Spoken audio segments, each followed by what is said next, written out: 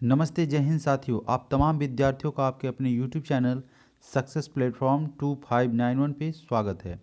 दोस्तों, इस वीडियो में हम आरबीडी के सेट नंबर 10 के अंतर्गत जितने भी जीके और जीएस के प्रश्न हैं उन तमाम प्रश्नों को यहाँ पे सॉल्व करेंगे। अगर आप इस चैनल के साथ साथियों पहली बार जुड़े हैं तो चैनल को सब्सक्राइब करें, वीडियो को लाइक करें और अधिक से अधिक साथियों शेयर करें। आपसे कहना है कि जितने भी साथियों बिहार एसएससी के सेट प्रैक्टिस आएंगे, वॉल्यूम 1 हो, वॉल्यूम 2 हो, आरबीडी पब्लिकेशन का हो, चाहे आपका प्लेटफॉर्म का हो, चाहे आपका ज्ञान बिंदु हो, चाहे आपका एडिटोरिया का हो, वो तमाम सेट प्रैक्टिस साथियों यहाँ पे आपके सॉल्व किए जाएंगे। आपको कोई भी मैगजीन, कोई भी बुक लेने की ज़रूरत नहीं है। आप बस इस चैनल पे जुड़े रहें, सब्सक्राइब करके बेल आइकन को प्रेस करके ऑल नोटिफिकेशन को ऑन रखें। जब भी आपको वीडियो साथियों अपलोड होगा वो तुरंत आपको नोटिफिकेशन सूचित करेगा। और कंटिन्यू यहाँ पे रैपिड फायर साथियों सेट प्रैक्टिस आपके कराए जाएंगे। चूँकि एग्जामिनेशन मार्च में संभावित है, ऐसा तिथि साथियों घोषित तो नहीं है लेकिन संभावित है। तब तक हम जितने भी सेट साथियों हो सके उतने अधिक से अधिक सेट हम लोग प्रैक्टिस करने का यहाँ से प्रयास करेंगे। और आप हमारा बिल्कुल भी यहाँ पे साथियों साथ नहीं छोड़ेंगे, कंटिन्यू बने रहेंगे। आपकी तैयारी यहाँ से सबसे बेहतर होने वाली है। तो चलिए बिना समय गवाए शुरू करते हैं पहले प्रश्न के साथ। पहला प्रश्न है, हड़प्पा कालीन सभ्यता में विशाल स्नानागार की खोज किसने की थी? तो यह खोज किया गया था जॉन मार्शल के द्वारा साथियों। विशाल स्नानागार मोहनजोदड़ो में पाया गया था और इसकी खोज जॉन मार्शल ने की थी। इसे कॉलेजिस्ट बिल्डिंग का नाम दिया गया था। अगला प्रश्न, प्रश्न संख्या 2, अजातशत्रु के कार्यकाल में किस बौद्ध संगीति का आयोजन किया गया था? इनके कार्यकाल में साथियों प्रथम बौद्ध संगीति का आयोजन 483 ईसा पूर्व में किया गया था। अजातशत्रु जो है उन्हीं के कार्यकाल में साथियों यह संगीति, प्रथम बौद्ध संगीति आयोजित हुई थी और इसकी अध्यक्षता जो है वह महाकश्यप के द्वारा की गई थी। इसकी अध्यक्षता की बात करें तो इसकी अध्यक्षता जो है महाकश्यप के द्वारा की गई थी। इस प्रथम बौद्ध संगीति का आयोजन राजगीर में किया गया था। प्रश्न संख्या और साथियों द्वितीय बौद्ध संगीति, चतुर्थ बौद्ध संगीति, तृतीय बौद्ध संगीति इनसे भी साथियों प्रश्न पूछे जाते हैं। आप याद रखेंगे द्वितीय बौद्ध संगीति, तृतीय बौद्ध संगीति और चतुर्थ बौद्ध संगीति। साथियों चतुर्थ बौद्ध संगीति का आयोजन जो है वह कनिष्क के शासनकाल में कुषाण में हुआ था। कश्मीर के कुंडन वन में हुआ था। कश्मीर के शासक कनिष्क जो है साथियों वह कुषाण वंश के शासक थे और इन्हीं के शासनकाल में कश्मीर के कुंडल वन में जो है वह चतुर्थ बौद्ध संगीति की आयोजना की गई थी। प्रश्न संख्या 3, तीसरे नंबर प्रश्न में कह रहा है कि हड़प की नीति यानी कि राज हड़प की नीति सर्वप्रथम किस रियासत पर लागू की गई थी? तो इसके तहत सबसे पहले साथियों महाराष्ट्र का सतारा जो है वह राज हड़प नीति का शिकार हुआ था। तो ऑप्शन नंबर सी हमारा यहाँ से करेक्ट आंसर बनेगा। हड़प की नीति को लागू करने वाले लॉर्ड डलहौजी थे। लॉर्ड डलहौजी के द्वारा यह राज हड़प की नीति को लागू किया गया था। प्रश्न संख्या 4, स्वतंत्रता संघर्ष के दौरान प्रसिद्ध समाचार पत्र केसरी के संस्थापक संपादक कौन थे? साथियों इसके संपादक जो है वह लोकमान्य तिलक थे। तो ऑप्शन नंबर हमारा बी करेक्ट हो जाएगा। केसरी जो था वह एक मराठी भाषा का समाचार पत्र था और इसके संपादक लोकमान्य तिलक थे। लोकमान्य तिलक के एक अन्य अखबार आती थी साथियों जिसका प्रकाशन अंग्रेजी में होता था, वह था आपका मराठा। यह मराठा जो समाचार पत्र था वह अंग्रेजी भाषा का था। प्रश्न संख्या 5, कॉलेज के नरम दल और गरम दल का समझौता किस सम्मेलन में हुआ था? तो यह सम्मेलन था साथियों लखनऊ अधिवेशन 1916। 1916 में जो लखनऊ अधिवेशन, कांग्रेस अधिवेशन जो हुआ था साथियों उसमें नरम दल और गरम दल के बीच क्या हुआ था, समझौता हुआ था। वे आपस में साथियों जुड़ गए थे और वे फिर से एक हो गए। कांग्रेस और मुस्लिम लीग में भी इस कंडीशन में इस समय समझौता हुआ था और इसी अधिवेशन में हुआ था 1916 के लखनऊ अधिवेशन में। इसे लखनऊ समझौता या लखनऊ पैक्ट के नाम से भी जाना जाता है। प्रश्न संख्या 6, किस ब्रिटिश गवर्नर जनरल ने देश में से सती प्रथा निर्मूल की थी यानी सती प्रथा का अंत किया था? तो यह करवाया गया था लॉर्ड विलियम बेंटिक इनके द्वारा, और इसमें राजा राम मोहन राय की महत्वपूर्ण भूमिका रही थी। राजा राम मोहन राय की इसमें महत्वपूर्ण साथियों भूमिका रही थी। अगर हम बात करें तो लॉर्ड विलियम बेंटिक 1828 से 1835 तक भारत में इनका जो कार्यकाल रहा था।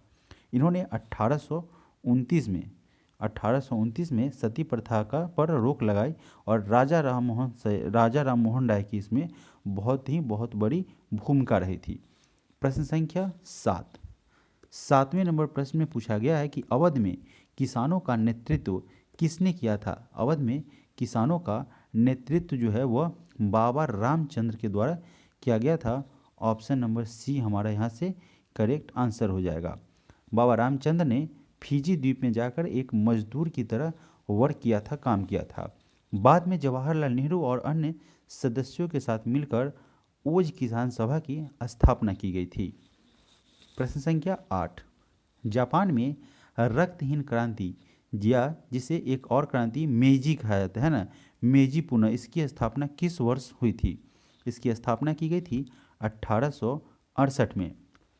जापान में रक्तहीन क्रांति व मेजी पुनर्स्थापना वर्ष 1868 ईस्वी में हुआ, जिससे सम्राट का शासन क्या हुआ, फिर से स्थापित हो गया। इस क्रांति से जापान के एदो काल का अंत हो गया और मेजी काल साथियों, मेजी काल की लिखा हुआ है ना पुनः स्थापना, तो मेजी काल जो है, मेजी काल वह फिर से स्थापित हो गया, फिर से यह स्थापित हो गया था, फिर से यह स्थापित हो गया था। प्रश्न संख्या 9, भारत में पुर्तगालियों का पहला गवर्नर साथियों कौन था। तो यह था Francisco de Almeida. Francisco de Almeida या डी अल्मीडा, द अल्मीडा जो था वह साथियों भारत में पुर्तगालियों का पहला गवर्नर था, जो कि साथियों इसे 1505 में बनाया गया था। इसी के द्वारा साथियों ब्लू वाटर पॉलिसी या नीले जल की नीति या शांत जल की नीति साथियों कहा जाता है, अन्य नाम से जाना जाता है। यह इसी के द्वारा इस नीति को क्रियान्वित किया गया था, जिसका मुख्य उद्देश्य था हिंद महासागर को पर जो भी है उसको नियंत्रित करना, यानी कि इधर से जो भी जहाज जाएंगे साथियों उनसे यह टैक्स लेता था। हिंद महासागर पर यह अपना एकाधिकार, अपना वर्चस्व स्थापित करना चाहता था। इसी के कारण इसने ब्लू वाटर पॉलिसी की साथियों नीति अपनाई थी फ्रांसिस्को द अल्मीडा ने। प्रश्न संख्या 10, वित्त आयोग साथियों पूछा गया है। तो वित्त आयोग केंद्र और राज्यों के बीच संसाधनों के बंटवारे पर निर्णय लेता है। तो हमारा ऑप्शन नंबर डी हमारा यहाँ से करेक्ट आंसर हो जाएगा। वित्त आयोग की स्थापना का उद्देश्य भारतीय सरकार और राज्य सरकार के बीच संबंधों को परिभाषित करना था। प्रश्न संख्या 11, निम्न में से कौन सा भारतीय संविधान की विशेषता नहीं है। ऑप्शन की अगर बात करें तो लिखित संविधान और संविधान की सर्वोच्चता, तो यह संविधान की विशेषता है। तो लिखित संविधान है और सर्वोच्च संविधान ही क्या है, सर्वोच्च है, दोनों बातें हैं। मौलिक अधिकार का इसमें जिक्र है 12 से लेके 35 तक, और भाग की अगर बात करें साथियों भाग 3 के तहत है ना, भाग 3 में 12 से लेके 35 तक मौलिक अधिकारों का जिक्र किया गया है। अगला ऑप्शन देखते हैं कि इसमें भारतीय संविधान की विशेषता कौन सा नहीं होगा, तो इसके लिए अगला ऑप्शन देखना होगा। ऑप्शन नंबर सी में कह रहा है कि प्रतिबद्ध न्यायपालिका और नीति निर्देशक सिद्धांत। साथियों नीति निर्देशक सिद्धांत भाग 4 में है, ठीक है, और 36 से लेकर के शायद 51 के आसपास के करीब है ये, ठीक है, तो आप इसे एक बार देख लेंगे। तो उसके बाद ऑप्शन सी में क्या कह रहा है, प्रतिबद्ध न्यायपालिका, तो साथियों इसका संबंध नहीं है। ऑप्शन सी हमारा करेक्ट आंसर बनेगा। भारतीय संविधान की अगर बात करें तो हमारा भारतीय संविधान 2 वर्ष 18 माह 2 वर्ष 11 माह साथियों 2 वर्ष 11 मंथ और 18 दिन में 18 डेज में तैयार हुआ था। इसके अलावा अगर हम बात करें तो इसे साथियों जो कि हमारा ये अगर बात करें संविधान की अगर बात करें तो वह 26 नवंबर 1949 को लागू हुआ था। 26 नवंबर 1949 को लागू हुआ था और 26 जनवरी 1950 से क्या हो गया था, प्रभावी हो गया था। यह प्रभावी हुआ था इस दिन से। चलिए हम बढ़ते हैं अगले प्रश्न की तरफ। प्रश्न संख्या 12, संविधान सभा के किस नेता ने संवैधानिक उपचारों के अधिकार को भारतीय संविधान का हृदय और आत्मा कहा है? तो यह कहा गया है डॉक्टर भीमराव अंबेडकर के द्वारा। ऑप्शन नंबर बी हमारा यहाँ से साथियों सही आंसर होगा। डॉक्टर भीमराव अंबेडकर ने संवैधानिक उपचारों को अधिकार और भारतीय संविधान का हृदय और आत्मा कहा है। यह साथियों अनुच्छेद 32 के विषय में कहा गया है।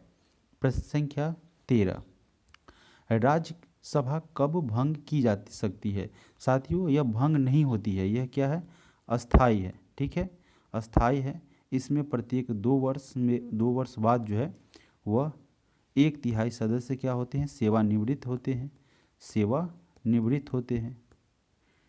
निवृत्त होते हैं। यह साथियों उच्च सदन होता है। क्या लिखे साथियों, उच्च सदन है ना। तो यह साथियों यह उच्च सदन होता है। ठीक है, और कार्यकाल की बात करें तो इसमें सदस्यों का कार्यकाल 6 वर्षों के लिए होता है। चूँकि अस्थाई सदन है इसलिए यह भंग नहीं होगा, विघटित नहीं होगा। तो हमारा इसका सही आंसर क्या होना चाहिए, पढ़िए ऑप्शन को। ऑप्शन नंबर डी हमारा करेक्ट आंसर बनेगा कि राज्यसभा पूर्णतः कभी भंग नहीं होती है, यानी कि हमारा 40 या 13 नंबर का हमारा option number D correct answer बनेगा। बढ़ते हैं अगले प्रश्न की तरफ। प्रश्न संख्या 14, संविधान का अनुच्छेद आर्टिकल 56 किससे संबंधित है? इसका संबंध भारत के राष्ट्रपति के कार्यकाल के प्रावधान से है। साथियों भारत के राष्ट्रपति की अगर बात करें तो आर्टिकल 52 के माध्यम से भारत का एक राष्ट्रपति होगा। आर्टिकल 52 जो है यह व्यवस्था करता है कि भारत का एक राष्ट्रपति होगा। और साथियों एक अनुच्छेद 61 आर्टिकल 61 जो है वह राष्ट्रपति पर महाभियोग लगाता है। ठीक है, चलिए बढ़ते हैं अगले प्रश्न की तरफ। प्रश्न संख्या 15, लोकतांत्रिक सरकार के 3 अंग है। कौन कौन से 3 अंग है तो यह हमें बताना है। तो यह साथियों कार्यपालिका, विधायिका और न्यायपालिका, यह तीनों जो है लोकतांत्रिक सरकारें की लोकतांत्रिक जो सरकार है हमारा गवर्नमेंट, उसका जो है यह 3 पार्ट है, 3 महत्वपूर्ण अंग है। प्रश्न संख्या 16, भारत की पंचायत राज प्रणाली में कितने स्तर है? तो कुल मिला के साथियों यहाँ पे 3 स्तर है। ऑप्शन नंबर सी, भारत का जो पंचायत राज प्रणाली है उसमें 3 स्तर है। आप जानते हैं यह पिछले सेट में भी कराया जा चुका है, इसलिए मैं बोल रहा हूँ साथियों कि आप एक भी यहाँ से साथियों सेट मिस नहीं करेंगे, कंटिन्यू करेंगे। एग्जामिनेशन आते आते आपका इतना अच्छा प्रैक्टिस हो जाएगा, अभ्यास हो जाएगा कि एग्जामिनेशन में आप अच्छा स्कोर कर पाएंगे। एक अगर बात करें साथियों पहला तो वो होगा पंचायती राज। दूसरा अगर बात करें साथियों तो ग्रामीण स्थानीय स्वास्थ्य शासन की एक प्रणाली है यह पंचायती राज, जिसे 73वें संविधान संशोधन अधिनियम 1992 के माध्यम से पंचायती राज संस्थान को संवैधानिक स्थिति प्रदान की गई थी। स्थानीय स्वशासन का अर्थ है स्थानीय लोगों द्वारा निर्वाचित निकाय के द्वारा उसका स्थानीय मामलों का प्रबंधन करना। इसमें साथियों वह 3 स्तर होता है। एक आपका ग्राम पंचायत हो जाता है, एक ग्राम पंचायत होता है। दूसरा साथियों ब्लॉक हो जाता है, ब्लॉक पंचायत हो जाता है जिसको प्रखंड कहते हैं। और तीसरा साथियों जिला हो जाता है, जिला पंचायत, है ना। जिला स्तर कह सकते हैं, पंचायत आप हटा सकते, ग्राम पंचायत का स्तर, ब्लॉक पंचायत स्तर और जिला पंचायत स्तर कह सकते हैं, है ना, इसे कह सकते हैं। यहाँ पे ग्राम पंचायत में मुखिया प्रधान होता है, ब्लॉक लेवल पर पंचायत समिति, और इसके अलावा अगर हम बात करें तो जिला स्तर पर जिला परिषद जो है इसका प्रमुख होता है, मुख्य होता है। बढ़ते हैं साथियों हम अगले प्रश्न की तरफ। प्रश्न संख्या 17, भारत में खाद्य सुरक्षा अधिनियम वर्ष डैश में लागू हुआ था। तो इसे साथियों 2013 में लागू किया गया था। 10 सितंबर 2013 को भारत में खाद्य सुरक्षा अधिनियम को लागू किया गया था। इसका उद्देश्य लोगों को सस्ती दर में पर्याप्त मात्रा में उत्तम खाद्यान्नों की पूर्ति करना था। प्रश्न संख्या 18, राष्ट्रीय प्रतीक में सिंह के अलावा और कौन से जानवर की आकृति साथियों उसमें दिया गया है? तो इसमें बैल तथा घोड़ा का भी आकृति सिंह के अलावा है। जगर अगर आप देखेंगे अशोक स्तंभ को तो उसमें सिंह के अलावा साथियों बैल तथा घोड़ा भी आपको साइड में नीचे की तरफ देखने को मिलेंगे। तो हमारा 18 का आंसर हो जाएगा ऑप्शन नंबर बी। और इसमें 4 सिंह हैं। नीचे घंटे के आकार के पद के ऊपर एक चित्र वल्लरी में एक हाथी है, एक घोड़ा है और एक बैल भी है। ठीक है, हाथी भी साथियों इसमें निहित है। प्रश्न संख्या 19, दक्षिणी गोलार्ध में उत्तर अयनांत किस दिन होता है? दक्षिणी गोलार्ध में उत्तर अयनांत की अगर बात करें तो यह 22 दिसंबर को घटित होता है। दक्षिणी गोलार्ध 21 जून को घटित होता है। ठीक है, दक्षिणी गोलार्ध की अगर बात करें, देखिए उत्तर अयनांत 22 दिसंबर को घटित होता है और दक्षिणी गोलार्ध 21 जून को घटित होता है। गोलार्ध का अर्थ है आधा गोल, है ना, गोला अर्ध। अगर गोलार्ध को तोड़िएगा, संधि विच्छेद करेंगे तो गोल जोड़ अर्ध, है ना, तो आधा गोल, है ना, किसी ग्रह का आधा भाग जो उसकी विषुवत रेखा के नीचे होता है वह दक्षिणी गोलार्ध कहलाता है। प्रश्न संख्या 20, यदि पृथ्वी का अक्ष झुका नहीं होता तो सूर्य की किरणें केवल लंबवत पड़ती। तो कहाँ लंबवत पड़ती? भूमध्य रेखा पर। अगर यदि पृथ्वी का अक्ष साथियों झुका नहीं होता है, चूँकि पृथ्वी अपने अक्ष पर 23.5 डिग्री, जैसा कि आप सभी जानते होंगे, ज्योग्राफी के क्लास में भी इसे डिस्कस किया गया था। पृथ्वी अपने अक्ष पर 23.5 डिग्री झुकी होती है। यदि पृथ्वी का अक्ष झुका नहीं होता है, अगर ऐसा नहीं होता है साथियों, तो सूर्य की किरणें केवल भूमध्य रेखा पर पड़ती। जब उत्तरी गोलार्ध सूर्य की तरफ झुका होता है तो सूर्य की किरणें कर्क रेखा पर पड़ती है। तो इसका आंसर हो जाएगा आपका ऑप्शन नंबर डी। प्रश्न संख्या 21, ग्रेट बैरियर रीफ डैश में स्थित है? तो यह आपका ऑस्ट्रेलिया में स्थित है। यह इस लैंड के उत्तर पूर्वी तट पर स्थित है। यह जो है इस लैंड के उत्तर पूर्वी तट पर स्थित है। यूनेस्को के द्वारा इसे विश्व धरोहर स्थल घोषित किया गया है।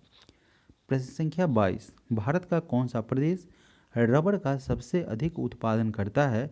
तो यह हमारा केरल करता है। केरल जो है वह पूरे भारत का साथियों 90% रबर का उत्पादन करता है। रबर के वृक्ष भूमध्य रेखीय वनों में पाए जाते हैं और इसके दूध से साथियों रबर को तैयार किया जाता है। वैसे अगर पूरे विश्व में बात करें तो थाईलैंड जो है, थाईलैंड पूरे विश्व में सबसे ज़्यादा रबर का उत्पादन करता है। प्रश्न संख्या 23, विश्व का सबसे विशाल समुद्र कौन सा है? सबसे विशाल समुद्र साथियों प्रशांत महासागर पड़ता है। तो ऑप्शन नंबर बी हमारा यहाँ से करेक्ट आंसर हो जाएगा, सबसे विशाल समुद्र है। इसके बाद अगर बात करें तो वह आर्कटिक महासागर, यानी कि ऑप्शन नंबर ए आर्कटिक साथियों, ऑप्शन नंबर ए हमारा जो कि साथियों दूसरे नंबर पर है। हमसे पूछा गया था सबसे विशाल, तो हमारा प्रशांत महासागर ऑप्शन नंबर बी जो है वह करेक्ट आंसर बनेगा।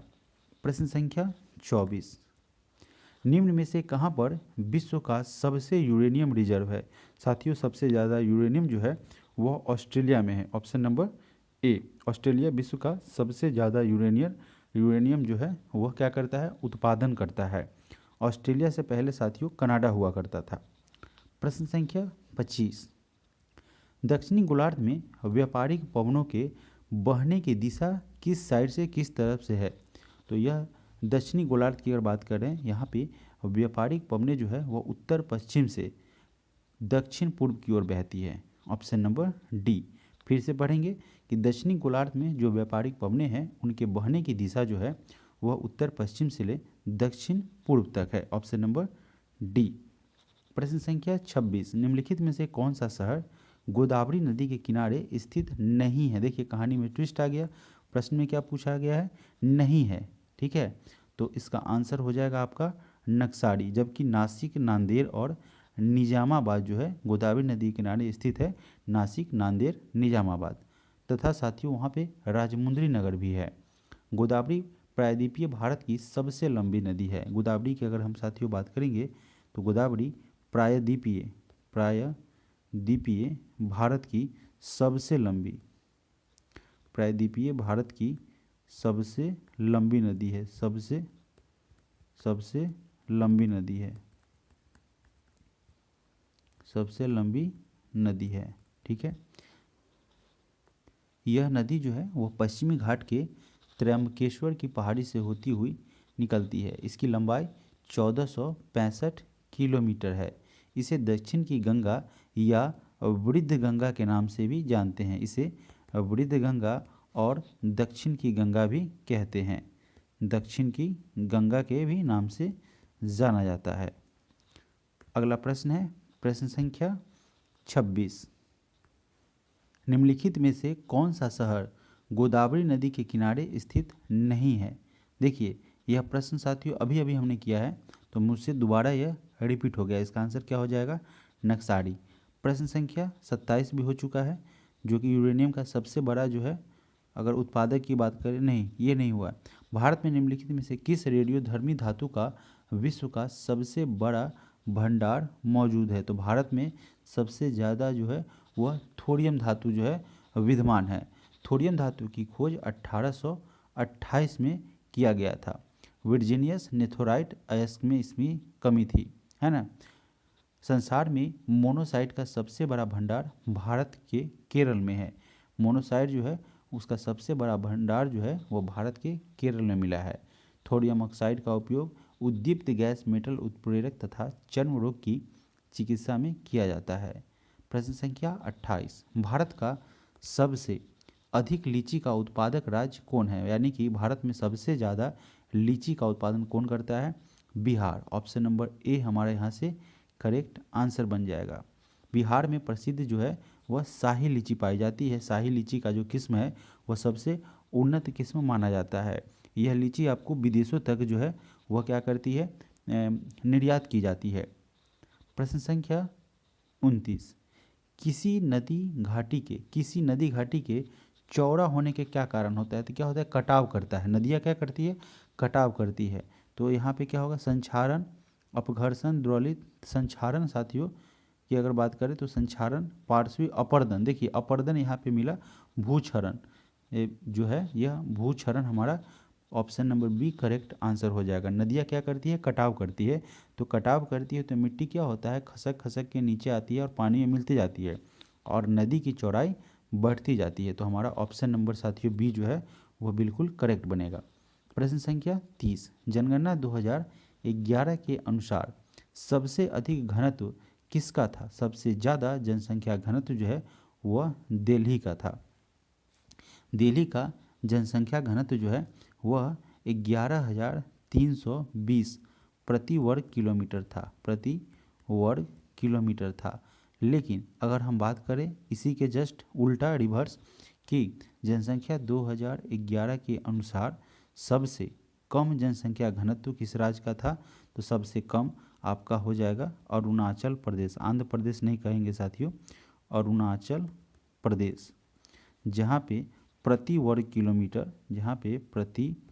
वर्ग किलोमीटर 17 लोग निवास करते हैं। अगला प्रश्न है प्रश्न संख्या 31। जीएसटी का कानून लागू करने वाला पहला राज्य कौन बना है? तो साथियों इसे असम के द्वारा सबसे पहले लागू किया गया था।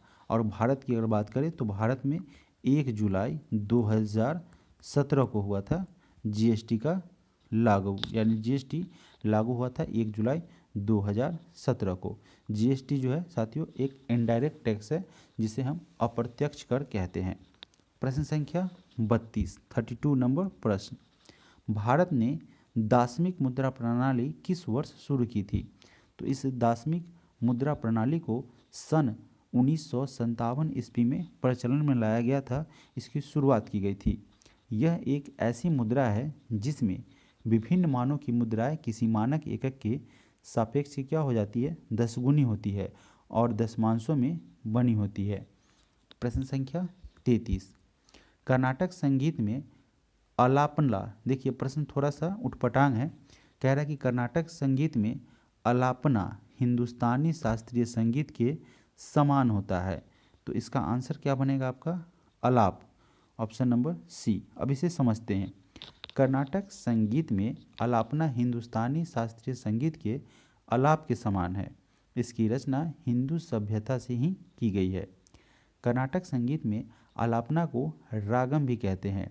यह बिना ताल के एक धीमी असुरचना होती है। प्रश्न संख्या 34। अधिकारों का आदर्शवादी सिद्धांत मनुष्य के क्या होता है, नैतिक विकास पर यह बल देता है। अधिकारों का जो आदर्शवादी सिद्धांत होता है, जैसे मान लीजिए कि आपका क्या अधिकार है ना, आपको अपनी अथॉरिटी पता रहेगी तो वो आपके डेवलपमेंट में सहायक होगा। तो प्रश्न भी साथियों यही कह रहा है, लॉजिकल प्रश्न समझिए कि अधिकारों का जो आदर्शवादी सिद्धांत जो है वह मनुष्य के नैतिक विकास में बल देगा। ऑप्शन नंबर डी हमारे यहाँ से साथियों करेक्ट आंसर बनेगा। अंतर्राष्ट्रीय योग दिवस डैश को मनाया जाता है। अंतर्राष्ट्रीय योग दिवस जो है, इंटरनेशनल योगा डे, वह 21 जून को सेलिब्रेट किया जाता है। प्रश्न संख्या 36। बिरजू महाराज डैश के एक प्रसिद्ध प्रतिपादक थे। तो इनका संबंध साथियों कथक नृत्य से था। 36 का हमारा ए आंसर हो जाएगा। और यह लखनऊ घराना से इनका संबंध था। लखनऊ घराना से इनका संबंध था। पंडित बृजमोहन मिश्र प्रसाद, जिसको बिरजू प्रसाद के नाम से जाना जाता है, वो भारतीय कथक नर्तक थे। ये शास्त्रीय कथक नृत्य के लखनऊ कालिका बिंदादीन घराने के अग्रणी नर्तक हैं।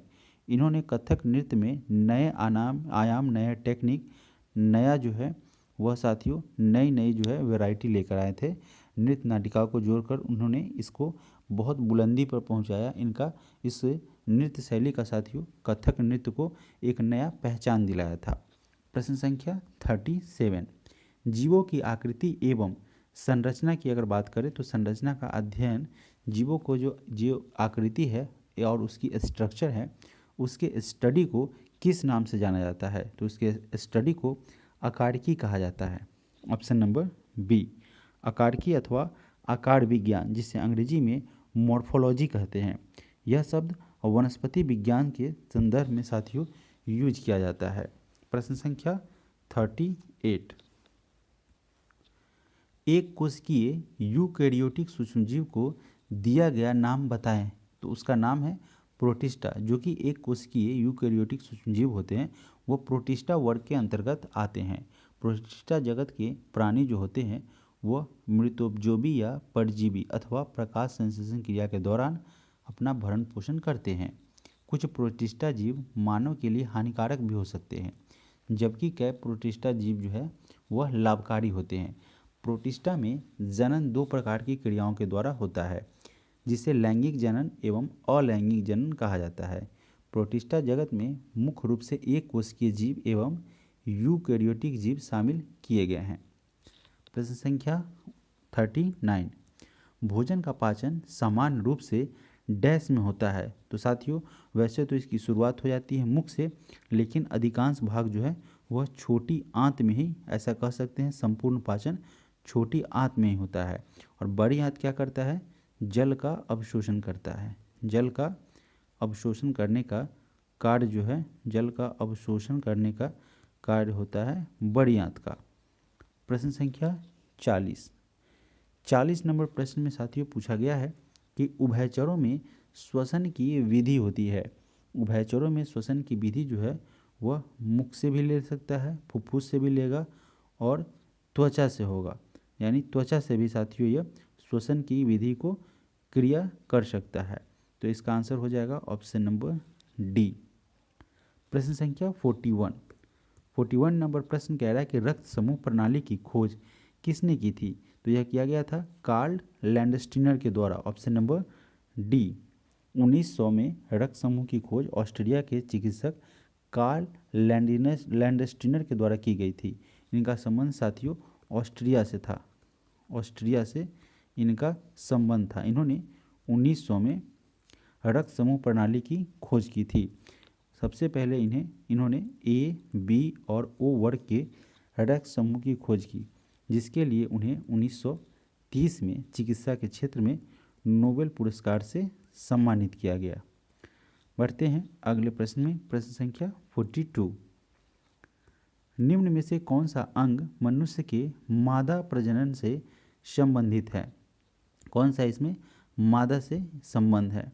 अगर संबंध नहीं है साथियों, देखिए यहाँ पे प्रश्न अभी मैं नहीं पढ़ा, नहीं को भूल गया है ना। तो देखिए शुक्रवाहिका जो है वह पुरुष से संबंध है, इसका संबंध पुरुष से है, जबकि यहाँ पे ऑप्शन में अंडाशय, अंडवाहिका और गर्भाशय यह सभी प्रजनन भाग जो है वह मादा प्रजनन अंग है, और यह शुक्रवाहिका जो है वह पुरुष प्रजनन अंग है। तो ऑप्शन नंबर सी हमारा यहाँ से करेक्ट आंसर बनेगा।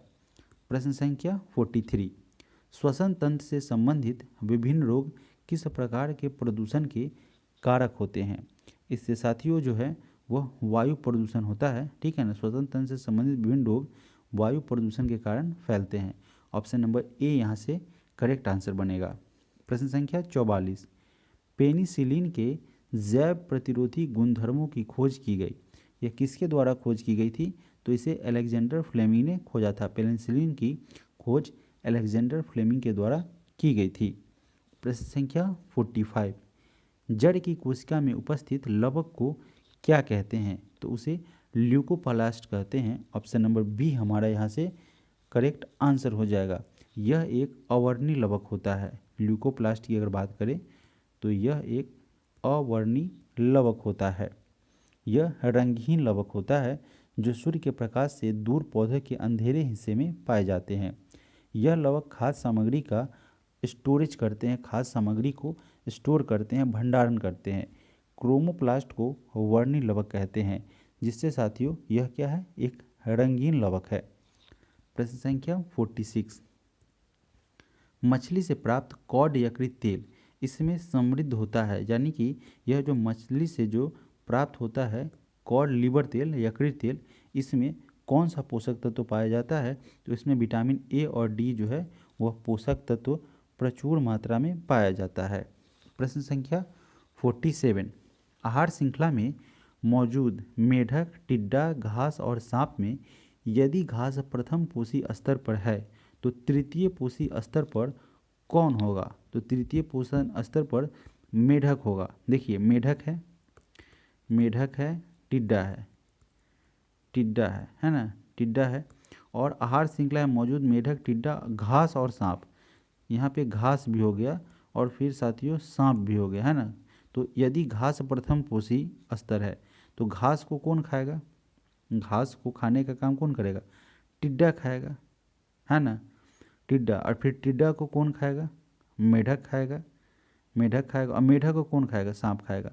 तो यहाँ पे घास 1, ठीक है, फिर उसके बाद उसको खाया टिड्डा, तो 2, मेढक आपका तीसरे नंबर पर और उसको खाएगा सांप तो चौथे नंबर पर हो गया।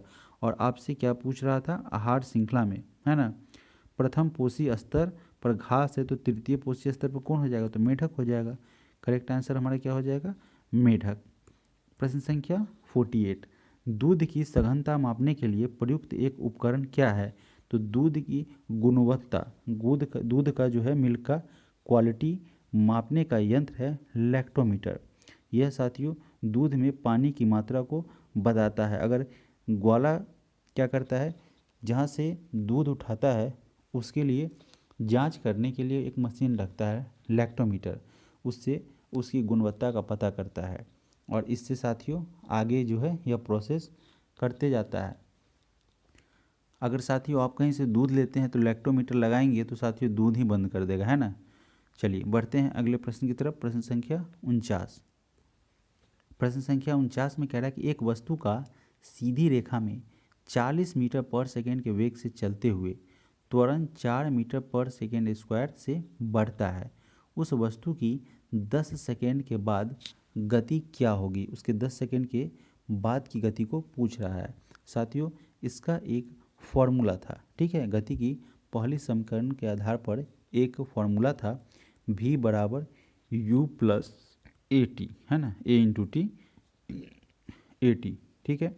तो यहाँ पे साथियों यहाँ पे दिया हुआ है v की अगर बात करेंगे तो आपका क्या आ जाएगा? 40 है, 40 मीटर पर सेकेंड, तो 40 प्लस उसके बाद इसके बाद आपका साथियों त्वरण है, यानी कि एक्सेलरेशन आपका कितना है? 4 मीटर पर सेकेंड स्क्वायर, तो हो गया ए हो गया। और टाइम आपका कितना दिया हुआ है 10 सेकेंड, 10 सेकेंड दे दिया, तो 40 प्लस 4 10 40 आपका कितना निकल गया 80 मीटर पर सेकेंड, जो कि आपका ऑप्शन नंबर डी में दिया हुआ है। तो हमारा करेक्ट आंसर हो जाएगा ऑप्शन नंबर डी। प्रश्न संख्या 50, डैश का प्रयोग हवा के बल और वेग मापने के लिए किया जाता है।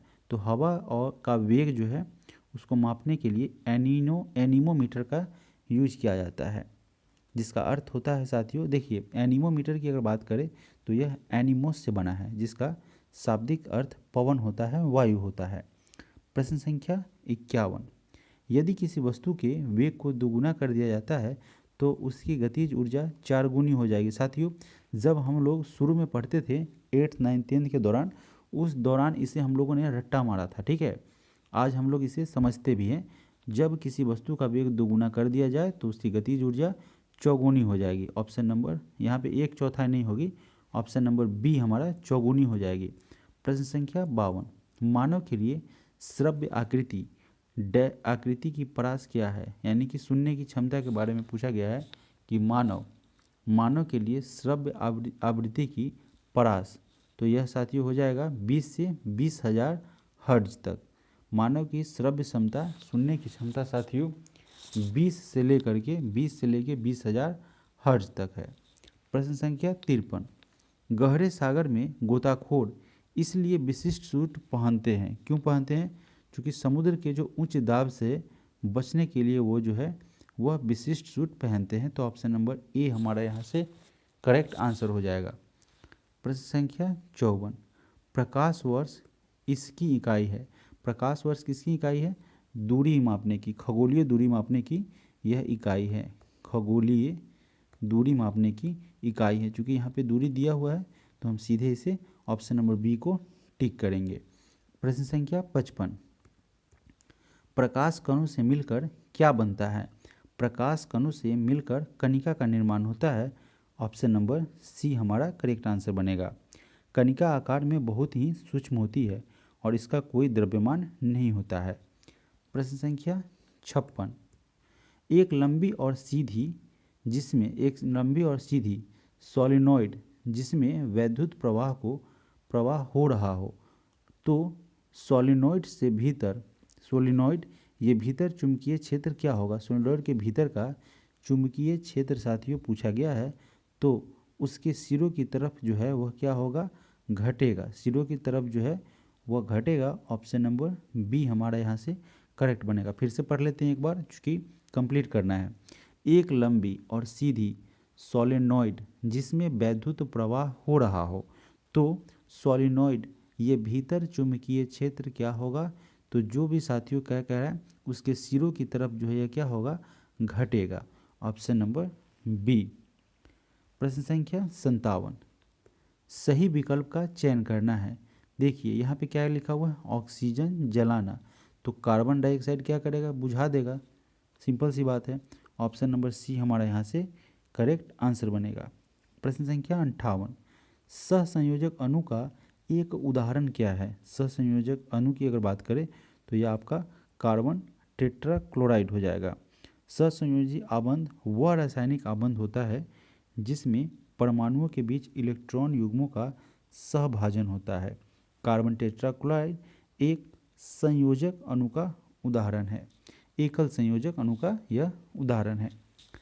प्रश्न संख्या 59, एक परमाणु यानी कि एक एटम की बात कह रहा है, एक एटम के नाभिक में सम्मिलित होते हैं। एक एटम के नाभिक में क्या होते हैं साथियों? इसमें साथियों न्यूट्रॉन और प्रोटॉन होते हैं और इलेक्ट्रॉन जो है वह चारों तरफ क्या करता है? चक्कर काटता है। चलिए बढ़ते हैं अगले प्रश्न की तरफ। प्रश्न संख्या 60, निम्नलिखित में से कौन सा विकल्प अक्रिय गैस का नहीं है? यहाँ पे जो ऑप्शन दिया हुआ है उसमें कौन जो है आपका अक्रिय गैस नहीं है? क्लोरीन की अगर बात करें साथियों 60 का डी हमारा करेक्ट आंसर हो जाएगा। जेनॉन, आर्गन, क्रिप्टॉन यह सब जो है इनर्ट गैस है, अक्रिय गैस है। अक्रिय गैस की अगर बात करें तो वैसे गैस को अक्रिय गैस कहते हैं जो अपनी बाहरी कक्षा में इलेक्ट्रॉन की साथियों संख्या पूरी कर लेते हैं और किसी रासायनिक अभिक्रिया में भाग नहीं लेते हैं और सदा साथियों मुक्त अवस्था में पाए जाते हैं, उसे इनर्ट गैस अथवा अक्रिय गैस कहते हैं। प्रश्न संख्या 61, निम्नलिखित में से कौन सा सामान्य नमक का स्रोत है? तो यह आपका हो जाएगा हैलाइट, सेंधा नमक, सैंधव नमक, लाहौरी नमक या हैलाइट सोडियम क्लोराइड। यह सब जो है एक जो है साधारण नमक का स्रोत है, प्रकार है। प्रश्न संख्या 62, गेमिक्स, डीडीटी और ब्लीचिंग पाउडर महत्वपूर्ण यौगिक है। तो यह महत्वपूर्ण यौगिक है क्लोरीन के। ब्लीचिंग पाउडर की अगर बात करें तो ब्लीचिंग पाउडर का रासायनिक सूत्र होता है CaOCl2, इसका रासायनिक सूत्र होता है। प्रश्न संख्या 63, मोमबत्ती का जलना निम्न में से किस परिवर्तन का उदाहरण है? तो यह आपका अगर बात करें तो देखिए भौतिक और रासायनिक इसमें दोनों परिवर्तन हो रहा है, तो इसका आंसर क्या हो जाएगा?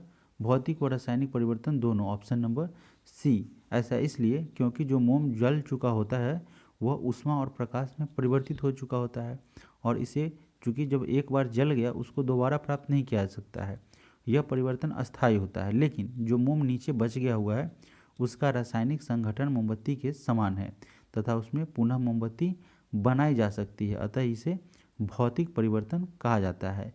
साथियों, रासायनिक परिवर्तन और भौतिक परिवर्तन में हमने आपको बेहतर कंसेप्ट समझाया था, इसीलिए मैं आपसे बार बार कहता हूँ कि साथियों क्लास को कंप्लीट करेंगे, क्योंकि एक में पूरा डिटेल बता देंगे तो बार बार डिटेल आपको नहीं बताएंगे, आगे बढ़ते रहेंगे। तो प्लीज़ साथियों क्लास को मिस नहीं करेंगे, वीडियो को कंप्लीट देखेंगे और सब्सक्राइब अगर अभी तक नहीं किए तो सब्सक्राइब करके बेल आइकन को प्रेस करके ऑल नोटिफिकेशन को जरूर ऑन कर लेंगे। प्रश्न संख्या 64, गैल्वेनाइजेशन का मतलब इस्पात पर किसकी पतली परत के साथ आवरण करना है? तो इसमें साथियों जस्ता का यूज किया जाता है। किसली परत? जस्ता का परत। इस पर गैल्वेनाइजेशन में इस्पात पर लोहे पर जस्ता का लेप चढ़ाया जाता है। क्यों? क्योंकि यह जंग अवरोधक होता है, जंग अवरोधक होता है, जंग को रोकता है। तो आंसर नंबर हमारा option number B correct answer हो जाएगा। प्रश्न संख्या 65, ब्यूटेन तथा आइसोब्यूटेन क्या है? ब्यूटेन और आइसोब्यूटेन जो है वह समावयव है, ऑप्शन नंबर बी। कुछ ऐसे यौगिक होते हैं जिनके संगठन अनुभार तथा अणु अवयव एक होते हैं, फिर भी उनके गुणों में डिफरेंसेस होते हैं। ऐसे विशिष्ट यौगिक को समावयवी कहा जाता है, अर्थात समावयवता कहा जाता है। प्रश्न संख्या 66, संक्षेप बहुलक यानी कि कॉन्डेंशनल पॉलीमर, इसका उदाहरण है? तो यह पॉलीमर जो है वह आपका टेरिलीन का उदाहरण है। टेरिलीन का एक टाइप है। टेरिलीन एक सिंथेटिक पॉलिएस्टर फाइबर है जो एथिलीन ग्लाइकोल और टेरेपैथिलिक एसिड को पॉलीमराइज करके उत्पादित किया जाता है, जो पेट्रोलियम से प्राप्त होता है। प्रश्न संख्या 67, बंकिम चंद्र चटर्जी के आनंद मठ में किस विद्रोह का उल्लेख किया गया है? तो इसमें सन्यासी विद्रोह का जिक्र किया गया है। प्रश्न संख्या 68, मगध विश्वविद्यालय कहाँ स्थित है? तो यह साथियों मगध विश्वविद्यालय की अगर बात करें तो वह बोधगया में। साथियों बोलते बोलते मेरा कुछ वर्ड फंसता है तो इसके लिए सॉरी। ठंड ही इतनी है, अभी लगभग 11:15 के आसपास रात के साथियों 10:45 होने को है और मैं वीडियो बना रहा हूँ। ठंड बहुत ज़्यादा है। ठंड जो है, ठंड की अगर बात करें तो वह इतनी ज़्यादा है कि थोड़ी सी कपकपी हो रही है, तो उसमें आवाज़ थोड़ा सा साथियों कहीं कहीं अटकेगा, तो उसे इग्नोर करेंगे। अगला प्रश्न है प्रश्न संख्या 69, महाराष्ट्र के किस जिले में भारत का पहला कार्बन तटस्थ गांव का विकास हो रहा है? कार्बन तटस्थ गांव का विकास जो है वह ठाणे में किया जा रहा है। केंद्रीय राज्य मंत्री कपिल पाटिल ने घोषणा किया कि भारत का पहला कार्बन तटस्थ गांव महाराष्ट्र के ठाणे जिले के भिवंडी तालुका में विकसित किया जाएगा। ठाणे के कहाँ पे? भिवंडी में। ठाणे के भिवंडी में इसे पहला कार्बन तटस्थ गांव का विकास किया जाएगा। प्रश्न संख्या 70, राष्ट्रपति द्रौपदी को, यानी कि देखिए यहाँ पे किस तरीके से लिखा है, साथियों इस तरीके से अगर जो भी प्रिंट कर रहे हैं प्रकाशन वह ध्यान देंगे, चूँकि प्रेसिडेंट से जुड़ा मुद्दा है, चाहे कोई भी मुद्दा हो, राष्ट्रपति द्रौपदी को देश के सर्वोच्च नहीं, आप इस पर ध्यान देंगे। पब्लिकेशन वाले को मैं एक बार फिर से अनुरोध करना चाहूँगा कि यह सर्वोच्च नागरिक है हमारे देश की। किसी भी अगर बात करें प्रेसिडेंट की, फिलहाल किसी से नहीं मतलब है, राष्ट्रपति हमारे देश की सर्वोच्च नागरिक है। और मेरे से भी गलती हो सकता है, लेकिन राष्ट्रपति द्रौपदी को नहीं लिखिएगा, पूरा नाम लिखिएगा, राष्ट्रपति द्रौपदी मुर्मू, राष्ट्रपति द्रौपदी मुर्मू। और साथियों मैं प्रकाशन से जो भी पब्लिकेशन को, आरबीडी हो, प्लेटफॉर्म हो, तो जितने भी प्रकाशक हो एक बार याद रखेंगे, कम से कम साथियों बड़े बड़े पदाधिकारियों के साथ अच्छे तरीके से साथियों नाम लेके, अगर संभव हो, चूँकि ऐसा तो कभी देखने को नहीं मिलता है, तो मुर्मू जी लगाइए, राष्ट्रपति द्रौपदी को नहीं लगाइए। ये बहुत ही साथियों इंसल्टेड लगता है, भले ही आपसे मिसप्रिंट क्यों न हुआ हो। राष्ट्रपति द्रौपदी मुर्मू को देश के सर्वोच्च नागरिक पुरस्कार grand order of the chain of yellow star से सम्मानित किया गया है। यह किस देश का सर्वोच्च नागरिक पुरस्कार है? तो साथियों यह सूरीनाम का सर्वोच्च नागरिक पुरस्कार है। और वहाँ के जो है सूरीनाम के राष्ट्रपति की अगर बात करें, चंद्रिका प्रसाद संतोखी, उनके द्वारा राष्ट्रपति द्रौपदी मुर्मू जी को यह सम्मान, जो कि साथियों वहाँ का उस देश का सर्वोच्च नागरिक सम्मान है, उस सम्मान से हमारी राष्ट्रपति द्रौपदी मुर्मू जी को यह सम्मान से सम्मानित किया गया। यह साथियों संथाल जाति से बिलोंग करती है, उड़ीसा की रहने वाली हैं, उड़ीसा की रहने वाली है, संथाल जाति से इनका संबंध है।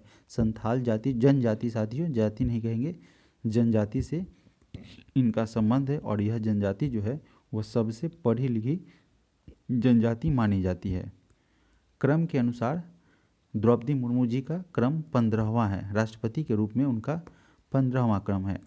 अगला प्रश्न है प्रश्न संख्या 71 नंबर प्रश्न कह रहा है कि निम्नलिखित में से किस अंतर्राष्ट्रीय मानवतावादी संगठन की स्थापना के लिए स्विट्जरलैंड व्यवसायी जीन हेनरी ड्यूनेट मुख्य प्रेरक थे? प्रश्न को एक बार फिर से पढ़ेंगे।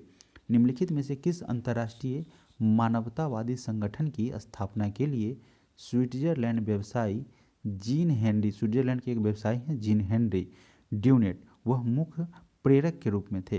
तो यह था अंतर्राष्ट्रीय रेड क्रॉस समिति। इस अंतर्राष्ट्रीय मानवता संगठन की स्थापना के लिए जो स्विट्जरलैंड के व्यवसायी थे जीन हेनरी ड्यूनेट, वह मुख्य प्रेरक थे। ऑप्शन नंबर ए हमारा यहाँ से करेक्ट आंसर बनेगा। प्रश्न संख्या 72 निम्नलिखित में से कौन सी जनजाति भगोरिया उत्सव मनाती है? भगोरिया उत्सव भील जनजाति के द्वारा मनाया जाता है। यह मध्य प्रदेश के मालवा अंचल, ठीक है, इसके आदिवासी इलाकों में इसे बेहद धूमधाम के साथ मनाया जाता है। साथियों एमपी में मनाया जाता है और वहाँ की जो भील जनजाति है उनके द्वारा मनाई जाती है। प्रश्न संख्या 73 प्रधानमंत्री उज्ज्वला योजना इनमें से किससे संबंधित है? अब साथियों उज्ज्वला योजना के तहत गैस के सिलेंडर वितरित किए जाते हैं, तो एलपीजी कनेक्शन हो जाएगा।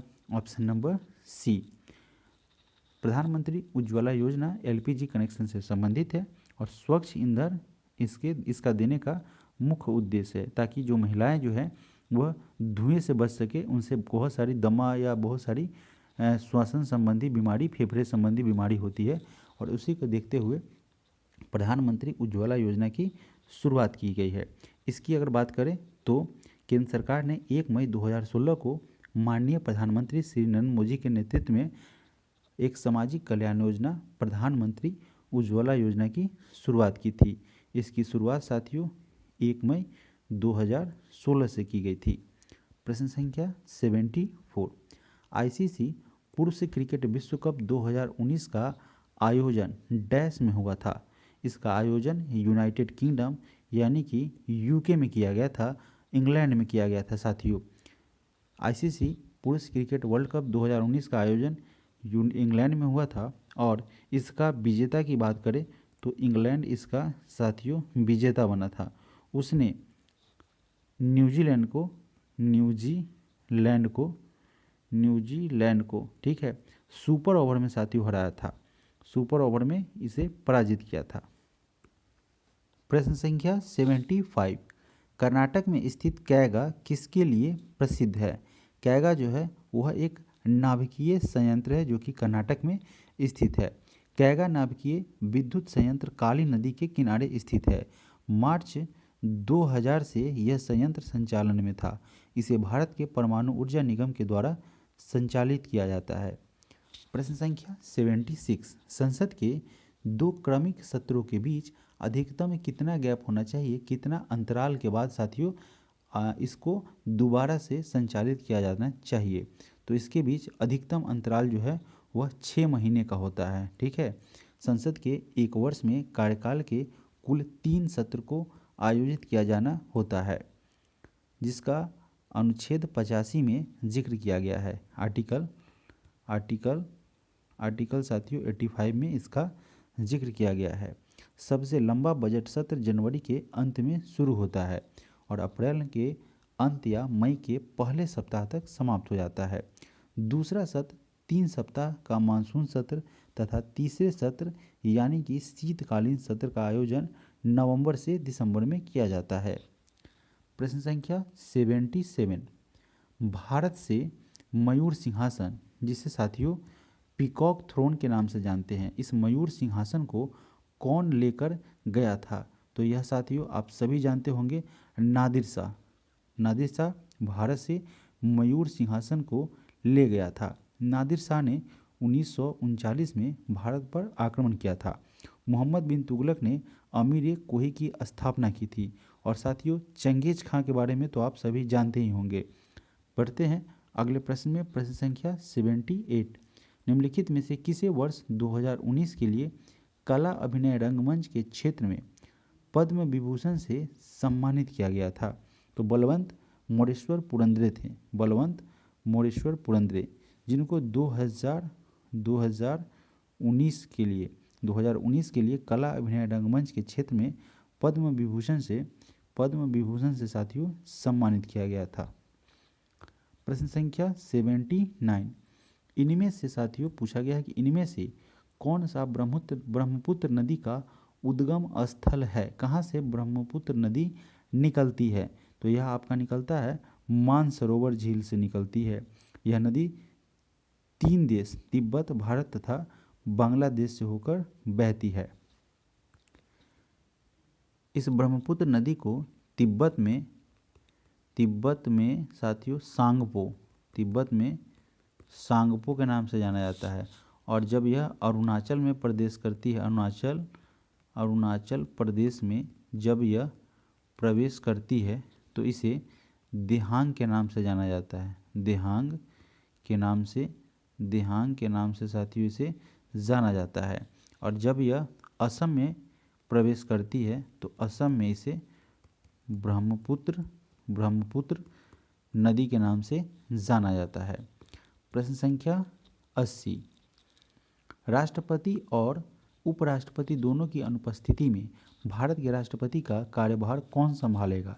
तो यह संभालेंगे भारत के मुख्य न्यायाधीश, ठीक है ना, चीफ जस्टिस ऑफ इंडिया, यानी कि सर्वोच्च न्यायालय के मुख्य न्यायाधीश जो है राष्ट्रपति और उपराष्ट्रपति के अनुपस्थिति में इस पद को ग्रहण करेंगे और कार्यभार को संचालित करेंगे, कार्यवाही को संचालित करेंगे।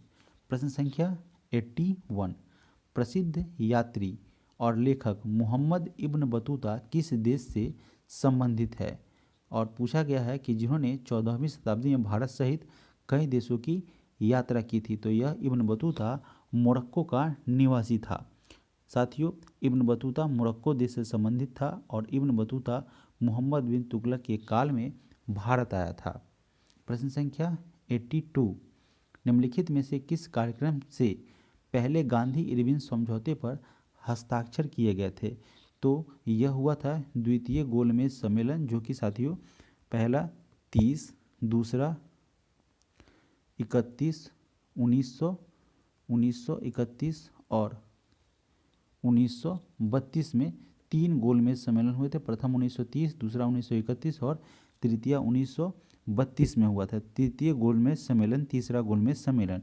इस दूसरे गोलमेज सम्मेलन की में कांग्रेस की तरफ से भाग लिए थे महात्मा गांधी, और तीनों गोलमेज सम्मेलन में शामिल होने वाले बाबा साहेब भीमराव अंबेडकर थे। हमसे एक प्रश्न पूछा गया है, हम लोगों से प्रश्न पूछा गया है साथियों कि किस कार्यक्रम से पहले गांधी इरविन समझौता पर हस्ताक्षर किया गया था। तो यह हमारा हो जाएगा द्वितीय गोलमेज सम्मेलन, जो कि आपका 1931 में लंदन में संपन्न हुआ था। प्रश्न संख्या 83, अंतर्राष्ट्रीय श्रम संगठन इंटरनेशनल लेबर ऑर्गेनाइजेशन, इसकी स्थापना किस वर्ष की गई थी। इंटरनेशनल लेबर ऑर्गेनाइजेशन की स्थापना 1919 में की गई थी। इसका मुख्यालय जो है वह जिनेवा स्विट्जरलैंड में स्थित है। जिनेवा स्विट्जरलैंड में स्थित है। इंटरनेशनल लेबर ऑर्गेनाइजेशन में साथियों, इंटरनेशनल लेबर ऑर्गेनाइजेशन में कुल 187 सदस्य देश है। 187 जो है सदस्य देश है।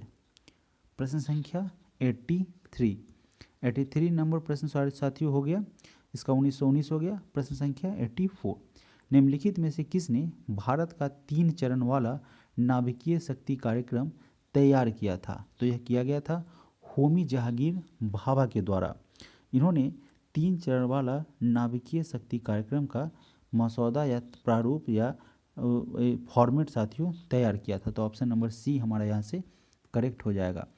प्रश्न संख्या 85, 85 नंबर प्रश्न में पूछा गया है, किसी लोक सेवक को निम्नलिखित में से क्या बनने की अनुमति नहीं है। जो लोक सेवक होंगे वह साथियों सांसद नहीं बन सकते हैं। ऑप्शन नंबर बी यहाँ से हमारा करेक्ट आंसर हो जाएगा। किसी भी लोक सेवक को, जो लोक सेवक हो वह सांसद बनने की अनुमति उन्हें नहीं होती है। राजीव गौबा, यानी कि राजीव गौबा नहीं साथियों, राजीव गाबा वर्तमान में भारत के कैबिनेट सचिव है। कैबिनेट सचिव की नियुक्ति प्रधानमंत्री के द्वारा की जाती है। एक सांसद बनने के लिए उसे किसी संसदीय निर्वाचक क्षेत्र के लिए एक निर्वाचक के रूप में पंजीकृत रजिस्टर्ड होना चाहिए तथा संविधान की 3री अनुसूची उसके तहत निर्वाचन आयोग के द्वारा निर्धारित किसी प्राधिकारी के सामने शपथ लेना चाहिए। साथियों, इस तरीके से हम लोगों ने आरबीडी के सेट नंबर 10 को, आरबीडी का सेट नंबर 10 कंप्लीट किया है। सेट नंबर 10 यहाँ से कंप्लीट हो गए। अब साथियों कुल 20 सेट है, जिसमें हम लोग 10 सेट कंप्लीट किए, 10 सेट रह जाएगा। इसके बाद यानी कि 10 सेट उसे भी कंप्लीट करेंगे। अब साथियों मेरे तरफ से एक अनाउंसमेंट सुन लीजिए आप लोगों के लिए। अब हम लोग प्लेटफॉर्म के वॉल्यूम 1 को, चूँकि वहाँ पे 10 से 11 सेट तक हो चुका है, 11 सेट तक हम लोग कंप्लीट कर चुके हैं, और उसमें जितने भी सेट है कुल 24 सेट है ना। तो अब साथियों बच गया 13 सेट, वहाँ से 13 सेट को कंप्लीट करेंगे, ठीक है। फिर साथियों उसके बाद फिर से प्लेटफॉर्म आ जाएगा जिसका वॉल्यूम 2 है, उस वॉल्यूम 2 को हम कंप्लीट करेंगे। फिर साथियों इसके बाद हम लोग आएंगे प्लेटफॉर्म के क्वेश्चन बैंक को हम लोग सॉल्व करेंगे। जो लोग वीडियो अंत तक देखेंगे उनको इन्फॉर्मेशन मिलेगा, जो लोग अंत तक वीडियो नहीं देखेंगे अब बताइए उन्हें यह इन्फॉर्मेशन नहीं मिल पाएगा। और साथियों कुछ ऐसे स्टूडेंट है, कुछ ऐसे लर्नर है जो वीडियो स्टार्ट करते हैं तो देखते हैं कि पहले भाई इंट्रोडक्शन देगा, तो उसे समझते हैं कि भाई पहले ये भाषण दे रहा है तो आगे निकल जाते हैं। तो उस समय भी साथियों आपको इन्फॉर्मेशन दी जाती है, वो आप नहीं सुनते हैं, जबकि 1 से 1.5 मिनट का होता है। ज़रूर सुनिए, हो सकता है आपके काम का ही है, हो नहीं सकता है आपके काम से जुड़ा हुआ, आपके मकसद से जुड़ा हुआ वो इन्फॉर्मेशन होता है। इस प्लेटफॉर्म के सेट को कंप्लीट करने के बाद हम लोग साथियों किरण के सेट को भी कंप्लीट करेंगे। फिर उसके बाद एडिटोरिया के सेट को हम लोग कंप्लीट करने वाले हैं। साथियों आपको इस चैनल पे इतने ज़्यादा एक्सेस मिलेंगे, इतने ज़्यादा सेट प्रैक्टिस आपको मिलेंगे कि एग्ज़ामिनेशन आते आते तक आपसे जहाँ से भी प्रश्न पूछा जाएगा आप उसका आंसर तुरंत करेंगे। तो साथियों अभी भी अगर आप इस चैनल को सब्सक्राइब नहीं किए हैं तो प्लीज़ सब्सक्राइब करें, वीडियो को अधिक से अधिक लाइक करें और सब्सक्राइब करने के बाद बेल आइकन को प्रेस करके ऑल नोटिफिकेशन को ऑन ज़रूर कर लें। Thank you so much.